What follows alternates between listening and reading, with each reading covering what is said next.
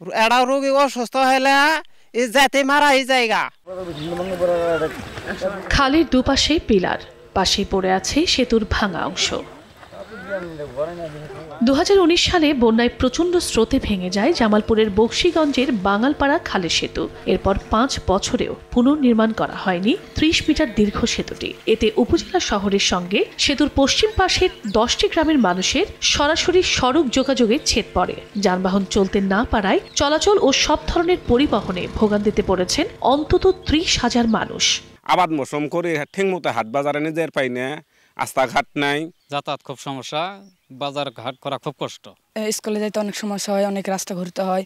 LGED জানায় সেতু নির্মাণে সম্ভাব্যতা যাচাই চলছে। সব ঠিক থাকলে আগামী 1 বছরের মধ্যে নতুন সেতু নির্মাণের আশ্বাস সংশ্লিষ্ট কর্মকর্তার। নগদে 500 টাকা বা তার বেশি পেমেন্টে পেতে পারেন ঢাকায় জমিসহ 20 কোটি টাকার পুরস্কার। আমাদের পিটি স্যারকে নিয়ে ওখানে পরিদর্শন করি। পিটি স্যার বলছেন যে এটা ভবিষ্যতে এই কাজটা সম্ভব হবে ব্রিজটা করার জন্য, আর উনি চেষ্টা করতেছেন। তো আমরা আশা করতেছি 1 বছরের মধ্যে ব্রিজটির কাজ শুরু হয়ে যাবে। সেতুটি পুনর্নির্মাণে প্রাথমিক ব্যয় ধরা হয়েছে 8 কোটি টাকা।